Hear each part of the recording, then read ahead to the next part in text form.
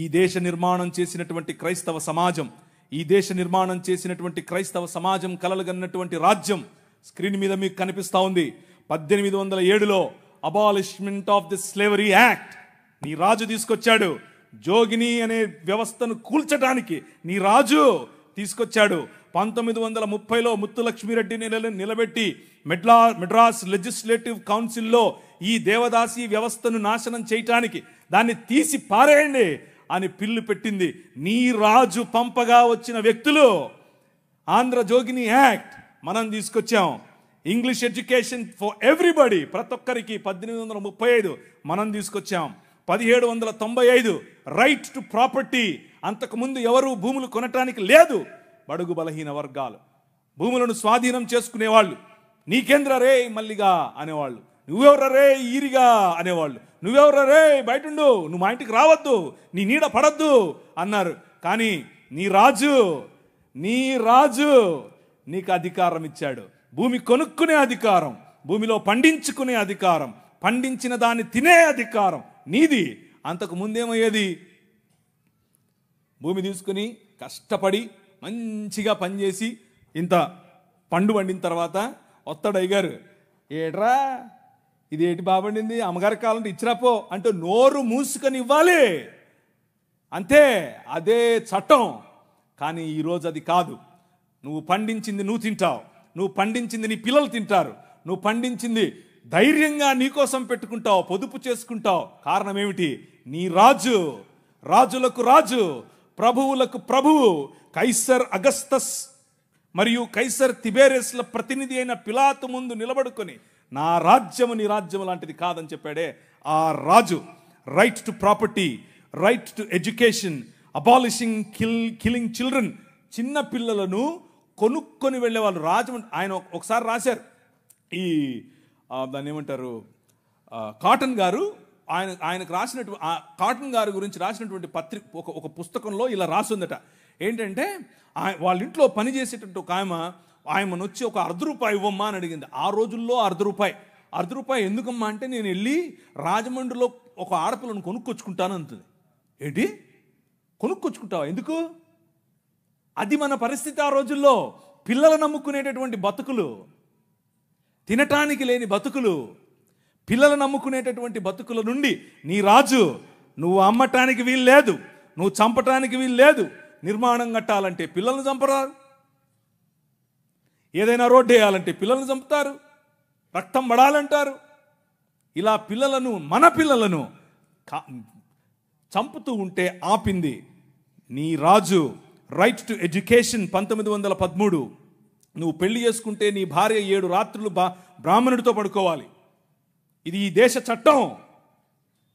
నువ్వు నల్లగా ఉన్నావట, నీకు దాన్ని ఏమంటారు బట్టతలు ఉందంట, రింగులు ఎంటుకలు ఉన్నాయంట, కాబట్టి నువ్వు దాసుడివి, దస్యుడివి, నువ్వు రాక్షసుడివి, నువ్వు మ్లేచ్ఛుడివి. కాబట్టి నీ జీవితాన్ని మార్చాలంటే, కాబట్టి నీ వంశాలు మంచిగా మారాలంటే బ్రాహ్మణుడితో నీ భార్య పడుకోవాలి. కలిగే పిల్లలు ఎలా ఉంటారు? అప్పుడు ఆర్యీకరణ జరుగుతుంది. కృణ్వంతో విశ్వమార్యం అన్నారు. అంటే అర్థం ఏంటి? ఈ ప్రపంచం మొత్తాన్ని కూడా ఆర్యీకరణ చేయాలి అన్నది వారి రాజ్య కళ. The kingdom of Rama, but the kingdom of God, దేవుని రాజ్యం ఏమందో తెలుసా? ఎవరితో పడుకోవక్కర్లేదు. My blood is enough, I will cleanse you from all sin. ప్రతి పాపము నుండి యేసు రక్తము నిన్ను కడిగి పరిశుద్ధునిగా చేస్తుంది. ఎవరి దగ్గర పడుకోవక్కర్లేదు. మనం ఈ దేశానికి ఒక చట్టం ఇచ్చాం. ఏం చట్టం ఇచ్చాం? 1819లో. ఇదంతా నేను సుత్తి కొడుతున్నా అనుకున్నారా? చట్టం ఇది.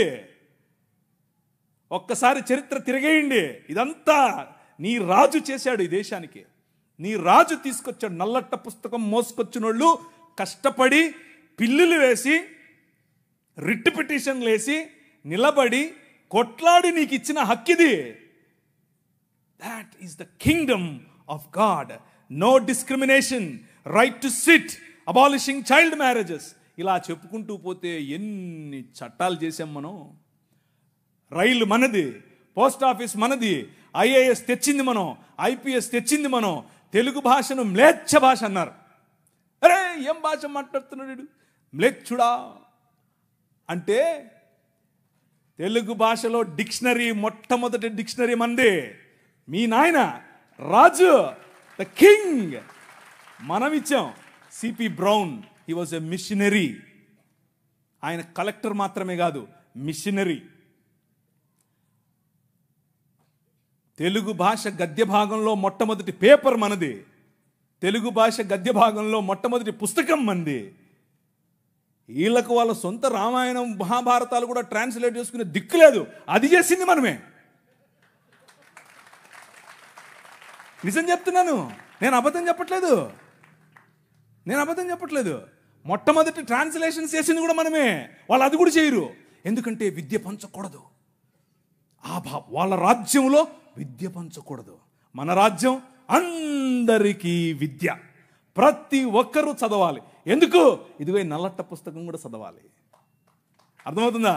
నల్లట్ట పుస్తకం చదివితే దిమాగ్ ఖరాబ్ అవుతుంది, దిమాగ్ ఫిరాయిస్తుంది, మనిషి వెంటనే మనిషి అవుతాడు. ఈ రాజ్యం మనుషుల కోసం రాజ్యం.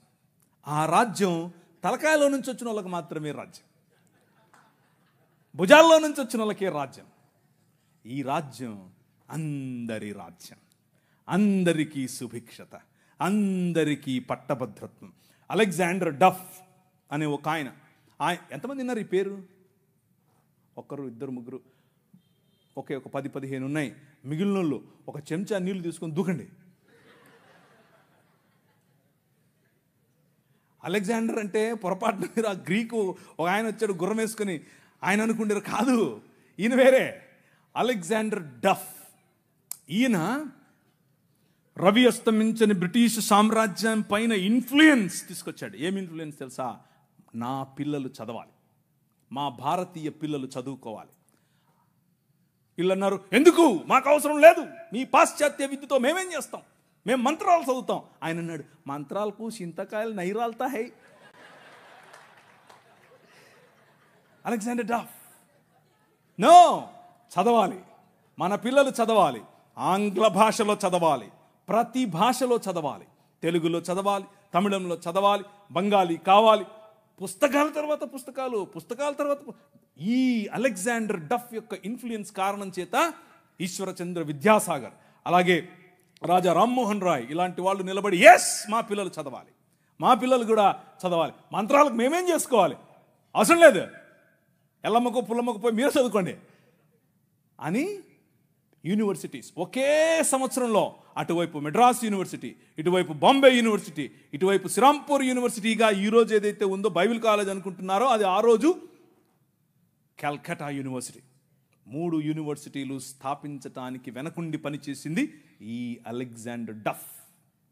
ఈయన ప్రభావం, ఈయన ఇన్ఫ్లుయెన్స్ కారణం చేత మెకాలే అనే ఒక వ్యక్తిని ఈ దేశానికి పంపించారు. పోయి చూసి రాపో బాబు, అసలు చదువు అవసరమా లేదా. ఆయన ఇచ్చినటువంటి నివేదిక, ఎస్, అందరూ చదవాలి. ఇంతమంది కూర్చొని ఉన్నారు, బైబిల్ సంకలో పెట్టుకొని ఓ వెళ్ళిపోతున్నారు, బాగుంది. కానీ ఏడి ఒక్క అలెగ్జాండర్ డఫ్? మీ ఊరి ఎమ్మెల్యేని ఇన్ఫ్లుయెన్స్ చేసే దమ్ముందా నీ దగ్గర? మీ ఊరి ఎంపీ దగ్గర నిలబడుకొని మాకు ఇది కావాలి అని అడిగే దమ్ముందా నీ దగ్గర? అలెగ్జాండర్ డఫ్ నీ కోసం కొన్ని 100 సంవత్సరాల క్రితం నీ పిల్లల కోసం ఆలోచించాడు. ఎలా కట్టాం మీ దేశాన్ని తెలుసా? దూరదృష్టి, దూరంచే యుద్ధవాసనను పసిగట్టడం. యోబు గ్రంథంలో రాసినట్టు, గుర్రమును చూచితివా, అది వాడి రౌతును తిరస్కరిస్తుంది, తలతలలాడు ఈటెలను మెలమెలలాడు ఆ బల్లెములను చూసినప్పుడు రా రా అని ఉద్దండ కోపముతో మిడతల వలె గంతులేసి ముందుకెళ్తుంది. యుద్ధం అంటే దానికి అంత ఇష్టం. ఏది, ఎక్కడున్నారు అలెగ్జాండర్ డఫ్లు? రైజ్ అప్, ఇంతవరకు పాట పాడారు, లే నిలబడు, లే నిలబడు. ఎప్పుడు నిలబడతావు ఇంక నువ్వు? నీ చరిత్ర. డాక్టర్ బాబాసాహెబ్ భీమ్రావ్ అంబేద్కర్ గారి మాట అన్నారు. ఆయన కూడా ఒక చోట నేర్చుకున్నదే, మనమే నేర్పాం. The king of this world నేర్పాడు. ఏమన్నారు తెలుసా? చరిత్ర, నీ చరిత్ర తెలుసుకోకపోతే నువ్వు చరిత్రలో లేకుండా పోతావు. ఇది నీ చరిత్ర. ఇది నువ్వు ఈ దేశానికి, ఈ దేశ నిర్మాణంలో నువ్వు సాధించినటువంటి చరిత్ర. దారా యాక్ట్ 1879. దారా అంటే డెక్కన్ అగ్రికల్చరల్ రిఫార్మ్స్ యాక్ట్ దాని పేరు. ఆ రోజుల్లో స్వరాజ్యం లోకమాన్యుడు ఉన్నాడు కదా ఆయన అన్నాడు, ఏమన్నాడు, ఆయన ఎందుకు అంతటానికి ఎవరికి? పేదలు, బడుగు, బలహీన వర్గాలు వెళ్ళి దాన్ని ఏమంటారు, దున్నుకుంటామయ్యా అంటే, సరే దా. అదేదో ఆ రోజుల్లో సినిమా వచ్చింది సబ్బు పౌడరు చూపించి వాళ్ళ దగ్గర భూములు తీసుకునేవాడు. ఆ టైప్ ఈడు. అలా చేస్తూ ఉంటే క్రైస్తవ మిషనరీలు అప్పుడున్నటువంటి డెక్కన్ ప్రాంతానికి రాజు అయినటువంటి హైదరాబాద్ హయాంలో వాళ్ళ దగ్గరికి వెళ్ళి ఇన్ఫ్లుయెన్స్ చేసి, నో అలా కాదు, అలా ఉండడానికి వీల్లేదు, దే ఆర్ పెసెంట్స్, వాళ్ళకి అంతంత వడ్డీకి రుణాలు ఇస్తే వాళ్ళు ఎట్లా కడతారు? వాళ్ళు ఎలాగూ కట్టలేరు. కాబట్టి డబ్బులేమో ఇచ్చేసి వాళ్ళు కట్టలేని పక్షంలో వాళ్ళ భూములు తీసుకోవటం ఏంటిది? This is not righteousness, this is not right. అది న్యాయం కాదు. ఆయన భుజముల మీద రాజ్యభారముండును. ఆయన భుజములు ఎక్కడ? ఫ్రిడ్జ్లో పెట్టొచ్చుంటాడా? నువ్వే. This is his body. ఇది ఆయన శరీరం, ఆయన భుజములు ఇక్కడే ఉన్నాయి. ఆ రోజు వాళ్ళు గుర్తించారు, అది నా బాధ్యత అని గుర్తించి వాళ్ళకి 25 పైసల కంటే ఎక్కువ వడ్డీకి రుణం ఇవ్వటానికి వీల్లేదు అని యాక్ట్ చేశారు. ఈ రోజుకి కూడా అది అలాగే అమల్లో ఉంది. That is your king. నీ రాజు అది. ఈ దేశాన్ని అలా నిర్మించాడు. శామ్ అగింబాటమ్ అనే ఒక ఆయన గ్రీన్ రెవల్యూషన్ ఈ దేశానికి తీసుకొచ్చాడు. ఆవులు మేము దాన్ని నిమురుతాం, మేము దాన్ని పూస్తాం, మేము దాన్ని కడుగుతాం అనేవాళ్ళు.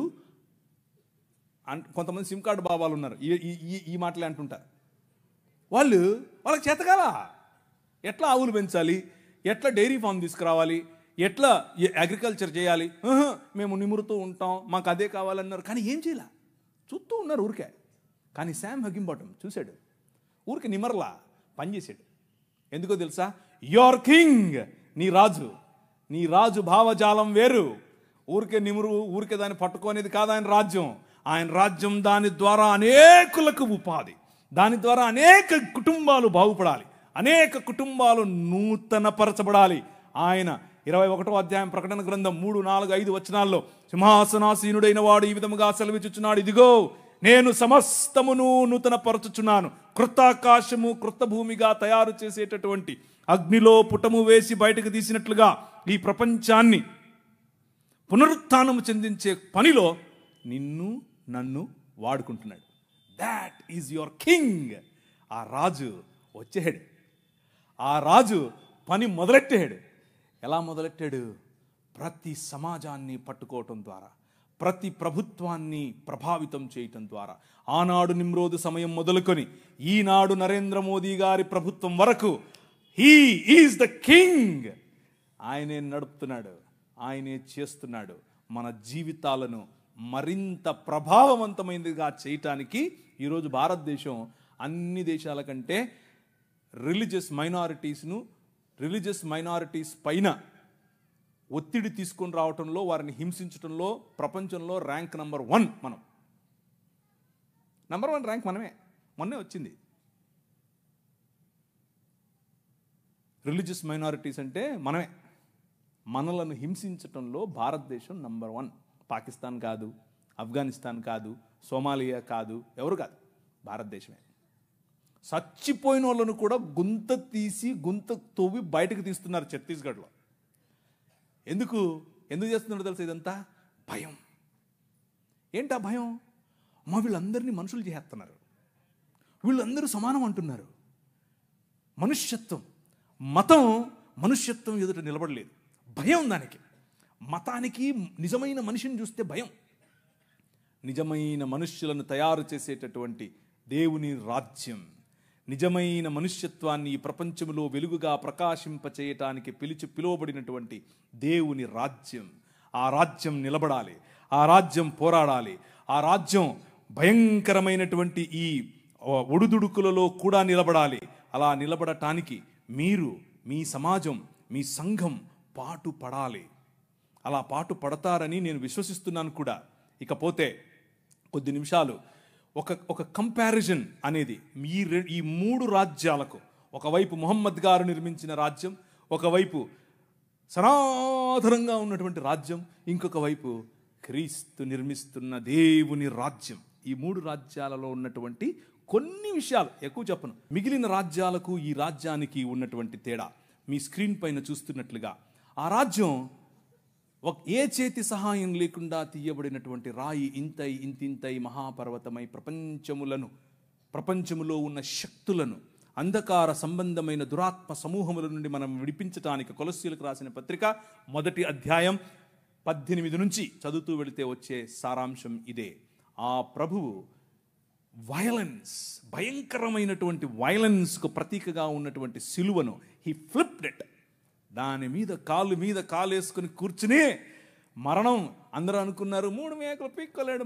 3 మేకులు పీక్కుండేది కాదు, మనుష్య సమాజానికి పట్టినటువంటి పాపం అనే మేకును, ఆ మేకుకున్న ముళ్ళు, మరణం అనే ముళ్ళును విరిచి పారేయటానికి ఆయన సిలువనెక్కాడు.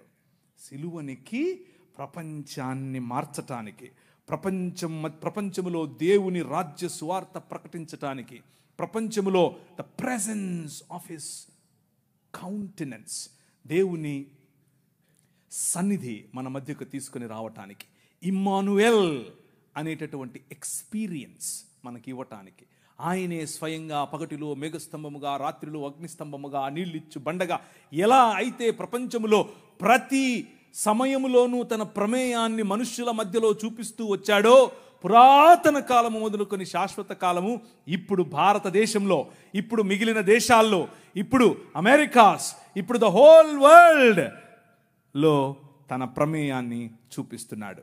ఆయన ప్రెజెన్స్, ఆయన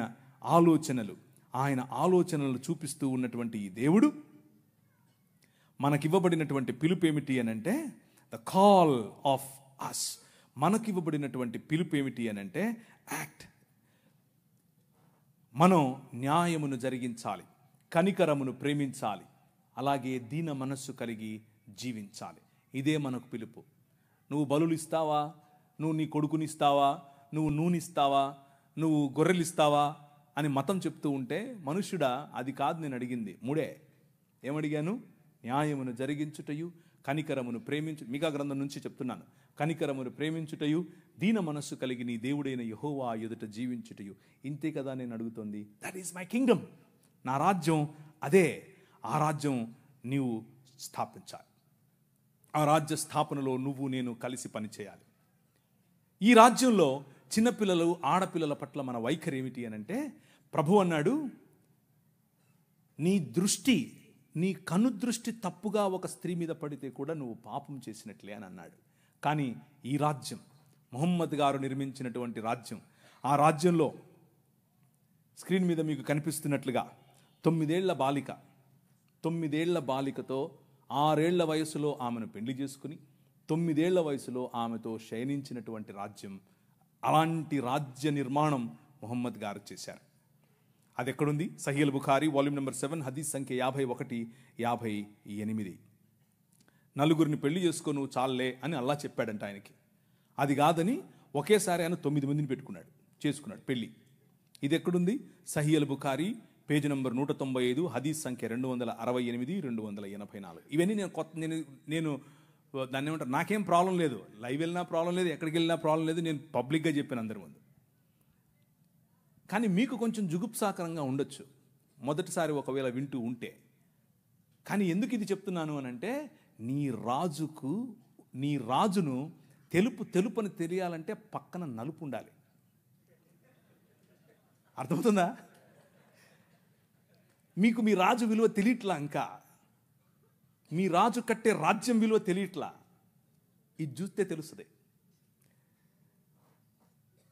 ఒకరోజు తను పెంచుకున్న కుమారుడి భార్య, ఆవిడ బట్టలు మార్చుకుంటోంది. అల్లా గారు ఒక గాలి పంపారట. ఆ గాలి పంపగానే తెర చిరిగెను, లేదా తెర పైకి లేచెను. తెర పైకి లేస్తే నువ్వు నేనేం చేస్తాం? కళ్ళు మూసుకొని పక్క వస్తాం. అలా రావాలి. మన ప్రభు అది నేర్పాడు. ఆయన అన్నాడు, అస్తగ్ఫిరుల్లాహ్, దేవుడు ఎంత అందం సృష్టించాడు అని చెప్పి బయటికి వెళ్ళి వెళ్ళిపోతున్నాడు. ఈమె పాపం ఉదరాభద్ర మా మామగారు వెళ్ళిపోతున్నారని చెప్పి మంచిగా బట్టలు వేసుకుని వెళ్తూ వాళ్ళ కొడుకు వచ్చాడు. ఏమైంది, మా నాన్న వెళ్ళిపోతున్నాడు, ఏమైంది ఏమో నాకు తెలియదు, అడుగు. ఆయన వెళ్ళి, నాన్నగారు ఏమైంది అని అంటే, ఏం లేదురా, నీ భార్య బాగుంది, నువ్వు వదిలేసి నేను చేసుకుంటా అన్నాడు.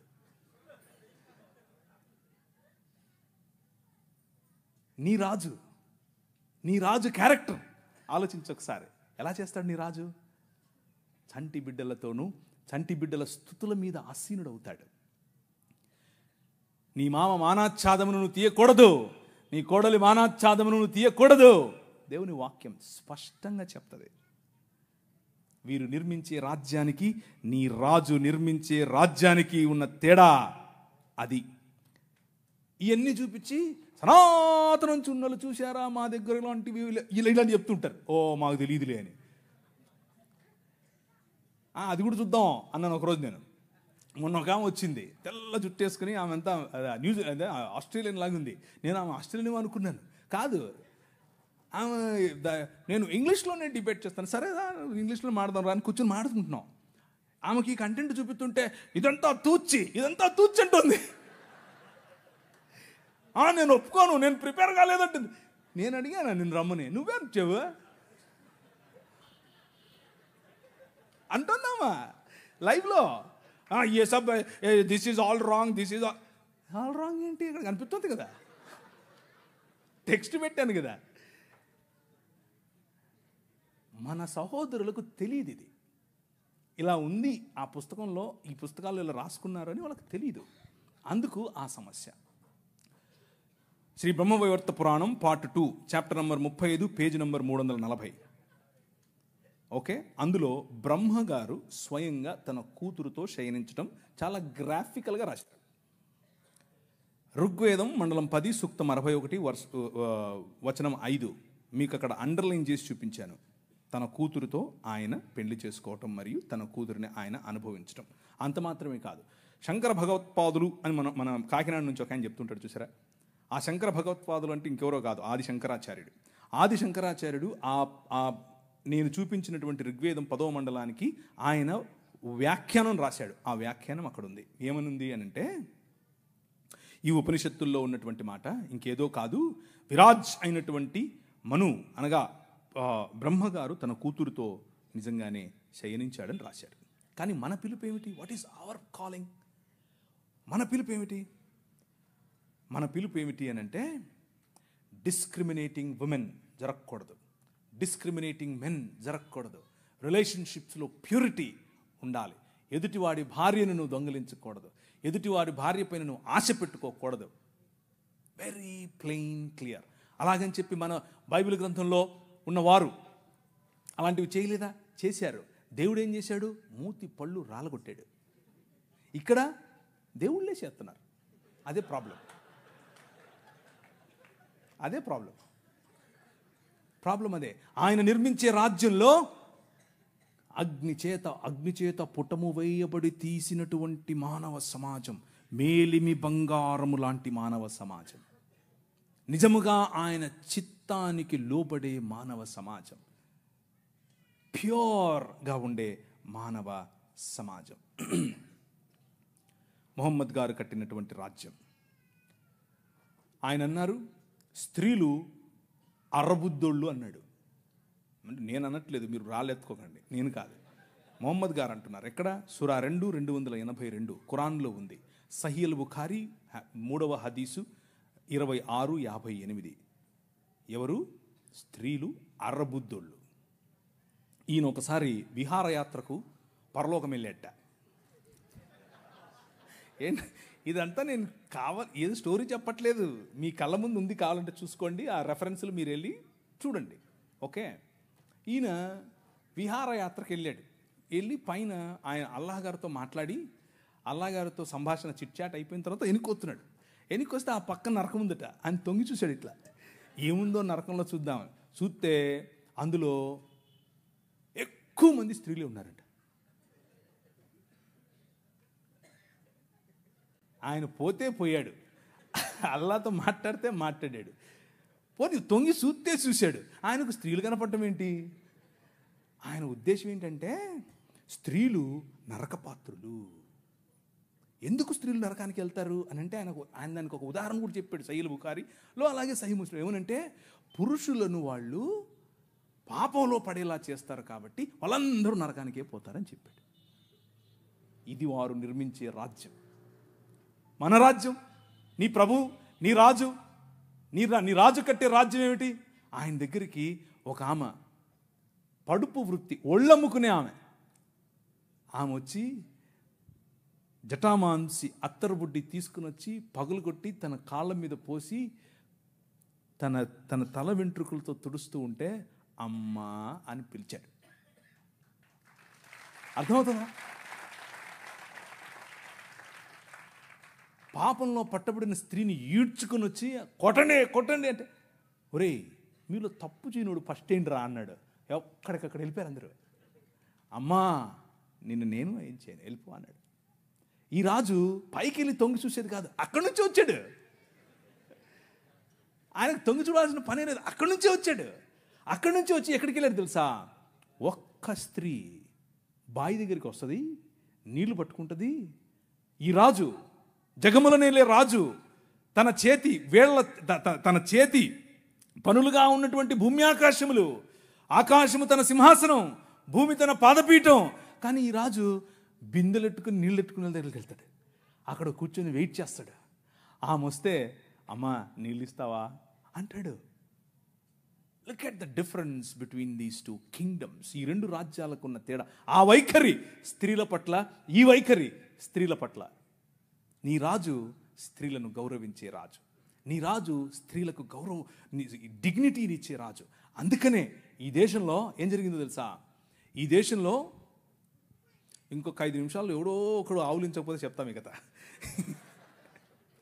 ఈ దేశంలో స్త్రీలు జాకెట్లు వేసుకోకూడదు, అది చట్టం. మొన్న రీసెంట్గా సినిమా కూడా వచ్చింది ఒకటి, అదేదో జరగలేదు అనుకుండేరు, అది జరిగింది. అది ఈ దేశంలో ఉన్న చట్టం. ఎందుకు అనంటే మన దేవుడైనటువంటి బ్రాహ్మణుడు నడుచుకుంటూ వస్తే అది ఆడో మగో తెలియాలి కాబట్టి ఇప్పి చూపించాలి. ఏం లాజిక్ ఇది? ఏం లాజిక్? అవును, ఇది ఎవరికి ముఖ్యంగా బడుగు బలహీన వర్గాలకు జాకెట్లు వేసుకునే అధికారం లేదు అన్నారు. ఎందుకు లేదు? వేసుకోకూడదు నువ్వు అన్నారు. వేసుకుంటే స్తనాలు కోశారు. మీ స్తనాల బరువు చూసి దానికి పన్ను విధించారు. బాగా బలిశావులే కట్టు అన్నారు. కానీ ఒక పేరు చెప్తాను, విన్నోళ్ళు చేయొద్దండి. Charles Mead. నేను వెళ్ళిపోతున్నా.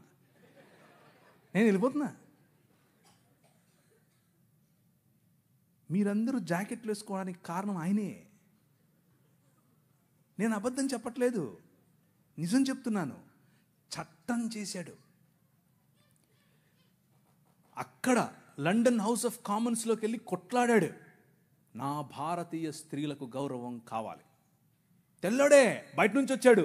అందుకనే వాళ్ళను గర్వంగా మా తల్లిదండ్రులు అనేది, నేను ఊరికి అన్ను గర్వంగా అనేది. ఎందుకు తెలుసా? మీరు బట్టలు వేసుకోకుండా మమ్మల్ని అనగదొరికితే వాళ్ళు మాకు జాకెట్లు పంచారు. మీరు అన్నం పెట్టండి అయ్యా అని అంటే ప్యాడ్ ఇచ్చారు, చచ్చిపోయిన గొడ్డిచ్చారు. వాళ్ళు పనికి భృతి ఇచ్చారు భారతదేశాన్ని నిర్మించటానికి. Charles Mead, church mission society and London mission society, వీరిద్దరి తరఫున కేరళ ప్రాంతంలో నిలబడి ఆయన ఇల్లు, ఆయన బంగ్లాను అలా కాల్చేశారు 3 సార్లు. అయినా కానీ వెనక్కి తగ్గేదిలా. స్త్రీలకు జాకెట్లు. వారిని చూసి నాడార్ సమాజంలో ఉన్న స్త్రీలందరూ జాకెట్లు వేసుకోవడం మొదలు పెడితే, అమ్మా నీకు అంత కొవ్వటే అని పట్టుకుని రోడ్లో వాళ్ళ స్తనాలు కోసి ఊరేగించారు. అయినా కానీ ఆయన అన్నాడు, దేవుని రాజ్యం, దేవుని శక్తి మీ మీద ఉంది, భయపడద్దు, మళ్ళీ కుట్టిస్తానన్నాడు. మళ్ళీ వాళ్ళకి జాకెట్లు వేసాడు. వాళ్ళని చూసి ఈడవ సమాజం వాళ్ళు జాకెట్లు వేసుకోవడం మొదలుపెట్టారు. కేరళ మొత్తంలో విప్లవం. ఏం విప్లవం? జాకెట్ల విప్లవం. జాకెట్ల విప్లవం ఏంటండి బాబు? అవును, అవును. గాస్పెల్, దేవుని రాజ్య సువార్త అని అంటే నువ్వు చచ్చిపోతే పరలోకం పోతావా, నరకం పోతావా, ఈనేసొస్తావా, కూలిపోతావా, ఇక్కడ వరకే కాదు. నీ రాజ్యము వచ్చునుగాక. ఇక్కడ ఇప్పుడు ఈరోజు నువ్వు బ్రతికుండగా దేవుని చిత్తము నీ మధ్య నెరవేరాలి. మా అనుదిన ఆహారము మాకు దయచేయి. ఈ దేశంలో ఆహారము లేక అలమటించే క్రమంలో అన్నం పెట్టింది ఈ సువార్త. మనిషిని మనిషిగా చూసింది ఈ సువార్త. చార్ల్స్ మీడ్ కారణం చేత స్త్రీలందరూ ఈరోజు జాకెట్లు వేసుకుంటున్నారు. అంత మాత్రమే కాదు, జాకెట్లు వేసుకుంటూ ఉంటే ఇప్పుడు వచ్చి మనకు శుద్ధనీతులు చెప్తున్నారు. మీరు పాశ్చాత్య డ్రెస్సులు వేసుకోవాకండి. ఏంది, అసలు డ్రెస్సులే వేసుకోవద్దన్నారు మొన్నటిదాకా, ఇప్పుడేమో పాశ్చాత్య డ్రెస్సులు అంటున్నారు. చూసావా, మన రాజ్యం, దేవుడు నిర్మించే రాజ్యం, అది ప్రభావవంతమైన రాజ్యం. శత్రువును కూడా తన భావజాలంలోనికి మర్చుకోగల రాజ్యం. ఒక ఆయన నేను టీవీలో మాడుతూ ఉంటే ఒక ఆయన అన్నాడు, ప్రవీణ్ గారు మీరు మీరు మీరు మత మార్పిడి చేస్తారు. మేము ఎక్కడ మత మార్పిడి చేసామండి బాబు? ఏంటి, ఏం లేదండి మీరు అవునా, నీకు ఇట్లా కాదులే, ఇంకొక రకంగా చెప్తా అని చెప్పి, సరే మీ పేరేంటి అంటే చెప్పాడు. ఆయన ఆబ్వియస్గా బ్రాహ్మణుడు, క్షత్రియుడు, వైశ్యుడు కాదు. అంటే ఎవరు, మీరు అర్థం చేసుకోండి, శూద్రుడో ఇంకెవరో ఉంటాడు. మీరు స్కూల్కి వెళ్ళారా అని అడిగాను. మీ అమ్మగారు ఏం చేస్తారు అని అడిగాను. మా అమ్మగారు లెక్చరర్ అండి అన్నాడు. ఏ కాలేజీలో అని అడిగాను. చెప్పారు. అయితే మీరు సగం క్రైస్తవులే అన్నాను. అదేంటి అంటే మీ సనాతనంలో మీరు చదువుకోకూడదండి, మీరు కాలేజీకి పోకూడదు, మీ స్త్రీలు అస్సలు చదువుకోకూడదు, వాళ్ళు చదువు చెప్పడం ఏంటి? చూసారా మా భావజాలంలోకి వచ్చేసారు అన్నాను. అయ్యో నవ్వుతున్నాడు. అయ్యో మీరు ఎట్టి ఏది చెప్పినా నన్ను నువ్వు సగం క్రైస్తవుడు అన్నాను. ఆయనకు మైండ్ బ్లాక్. ఏంటండి చెప్పాను. చూసారా, దేవుని రాజ్యం ఆవగింజంతదే, కానీ అది పెరుగుతుంది, నీకు తెలియకుండానే పెరుగుతుంది, విస్తరిస్తుంది, మహావృక్షం అవుతుంది. మీ అమ్మగారికి చదువు చెప్తుంది. అర్థమైందా? ఎలా కట్టాం, నీ రాజు ఎలా కట్టాడు? స్త్రీలకు చదువు, వాళ్ళు రొట్టెలు ఎత్తాలి, వాళ్ళు అన్నం వండాలి అని మాట్లాడుకుంటూ ఉంటే, వాళ్ళు షెడ్యూల్ వేసుకోవచ్చా వేసుకోకూడదా అంటే మగవాళ్ళు, పురుషులు, మనము స్త్రీలను పురుషులను పక్క పక్కన కూర్చోబెట్టి 200 సంవత్సరాల క్రితమే చదువు చెప్పాం. That is the kingdom of God, దేవుని రాజ్యం. ఆ రాజ్య ప్రభావానికి తట్టుకోలేక, నిజమైన మనుష్యత్వాన్ని చూసి తట్టుకోలేక మతం గిలగిలగిల కొట్టేసుకుంటుంది. అదే జరుగుతుంది ఇప్పుడు. కానీ అలు పెరగకూడదు. మన విలువలు అలు పెరగకూడదు. నిలబడు అనే పాట మళ్ళీ మళ్ళీ పాడుకోండి. నిలబడాలి, దేవుని రాజ్యం కోసం నిలబడాలి, నీ రాజు కోసం నిలబడాలి. ఆ రాజు నీ ఊరికి రాజు, ఆ రాజు ఈ దేశానికి రాజు. ఇప్పుడు రాజు ఆయనే, తర్వాత రాజు ఆయనే. అప్పుడెప్పుడో వస్తాడు అనుకుంటారు, ఆయన మన మధ్య ఇక్కడ ఇప్పుడు ఉన్నాడు. ఒకరోజు తెర చినుగుతుంది,